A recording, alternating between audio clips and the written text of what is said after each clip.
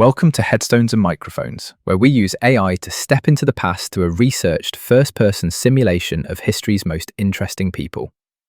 I'm your host, Calvin. While we've added some creative storytelling, our goal is to inspire your own study of these fascinating lives. Now, let's meet our guest. For those who may somehow not know who you are, who are you? Hi, Calvin. I'm Shel Silverstein. Some folks know me as a cartoonist, some know me as a songwriter who wrote tunes like A Boy Named Sue, and a whole lot of people know me as the guy who wrote and drew books like The Giving Tree and Where the Sidewalk Ends. I just like to create things, plain and simple. When and where were you born? I was born on September 25th, 1930, right in the great city of Chicago, Illinois. What was your given name at birth? My parents named me Sheldon Allen Silverstein. But tracking through life, Shel just stuck, and it fit the rhythm of my work a whole lot better. Though on some of my early pieces, I did go by the pen name Uncle Shelby.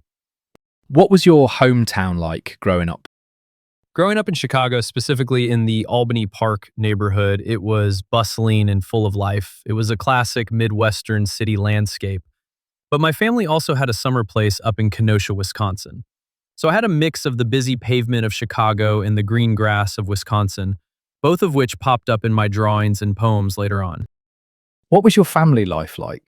My father, Nathan, was an immigrant from Russia, and my mother, Helen, was born in Chicago to a Hungarian Jewish family. They ran a family bakery, which was a tough business to keep afloat since they opened it right during the weight of the Great Depression. We weren't well off, but we kept on rolling. What kind of kid were you? To be honest, Calvin, I was the kind of kid who didn't quite fit into the usual boxes. Around 12 to 14 years old, I would have much rather been a great baseball player or really popular with the girls, but I couldn't play ball and I couldn't dance. Since the girls didn't want much to do with me, I had plenty of free time. So I started to draw and write. What did you dream of becoming as a child? Since sports and dancing were out of the question, I dreamed of putting my thoughts onto paper. I started drawing when I was about 7 years old by tracing comic strips. I wanted to create things that were uniquely my own, even before I knew anything about the famous writers and artists of the day. What were some of your favorite activities in school?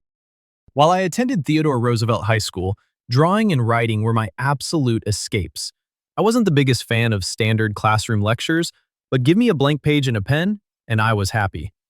Later, when I went to Roosevelt University to study English, I poured my energy into working for the student newspaper, the Roosevelt Torch, where my early cartoons actually got published. What was your first job? My first real, steady gig drawing under a daily deadline came when I was drafted into the United States Army in the 1950s. I served in Japan and Korea during the Korean War, and I got assigned to the military newspaper, the Pacific Stars and Stripes. Originally, I was just doing layouts and paste-up work, but soon enough, I was creating a daily cartoon feature called Take 10 about field soldiering and barracks life. Was there a moment where you realized you were different from everyone else? It probably goes back to those early teenage years in Chicago. When all the other guys were focusing on sports and fitting in, I was completely absorbed in my own head, making up rhymes and sketching odd little characters. I didn't have anyone around to copy or be impressed by. So I accidentally developed my own style before I ever saw the work of established cartoonists. By the time I grew up a bit, the work had just become a lifetime habit. What's a decision that changed everything for you, but felt small at the time? Oh, that would absolutely be sitting down to chat with my friend Tommy Ungerer in the early 1960s. At that point, I was doing travel journals and cartooning, and I had absolutely never planned to write or draw for children. I didn't think it was my style, but Tommy practically dragged me to see an editor and insisted that I should give children's books a shot. That little nudge changed the entire direction of my life. What was your biggest break? Working for Stars and Stripes was a massive springboard because it forced me to deliver on a daily deadline, which really made my skills blossom. But my biggest commercial break came right after the Army when I caught the attention of Hugh Hefner.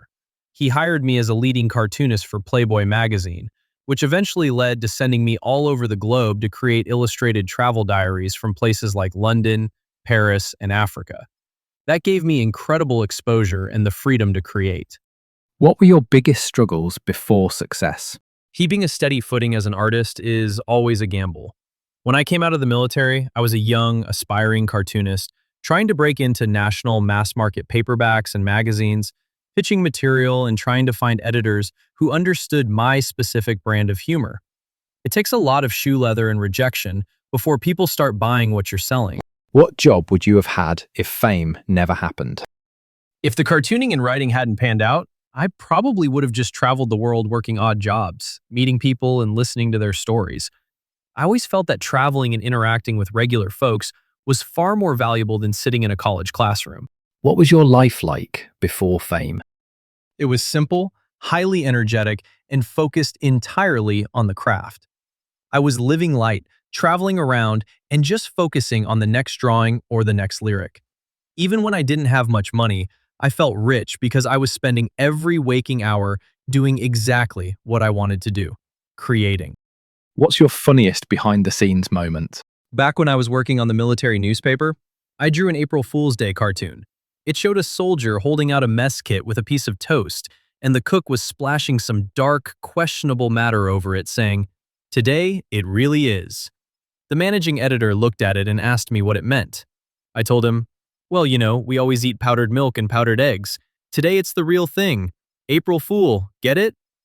He laughed and approved it, but when it hit the papers, a lot of readers gasped over their breakfast. That cartoon flew right into the fan for several days.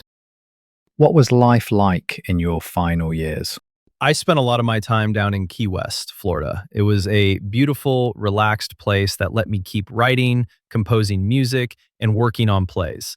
I loved the atmosphere down there because it allowed me to live creatively and quietly, away from the big city rush. When and where and how did you pass away, and how old were you? I passed away from a heart attack while at my home in Key West, Florida on the 8th of May, 1999. I was 66 years old. What were you working on in your career before you passed away? I never really stopped writing and sketching. Up until the very end, I was constantly accumulating new poems and illustrations. In fact, I left behind a whole treasure trove of completed pieces that hadn't been printed yet. Things that eventually became books like Runny Babbitt and Everything on It long after I was gone. Do you have any closing remarks about the interview or the stories you shared that you would like to share with the listeners before we sign off? I'd just say to everyone listening, don't be afraid to color outside the lines and make your own path. Even if you don't fit in at first, just keep creating, keep laughing, and don't take things too seriously. Thank you so much for having me on the show, Calvin. It was an absolute blast sharing these stories with you. What a wonderful look into a truly legendary creative mind. Shel, thank you again for spending time with us. And that wraps up another conversation from Beyond the Grave. Thanks for joining us on the Headstones and Microphones podcast. Remember, legends may die, but their stories never do. Please help spread the word by sharing and following the pod.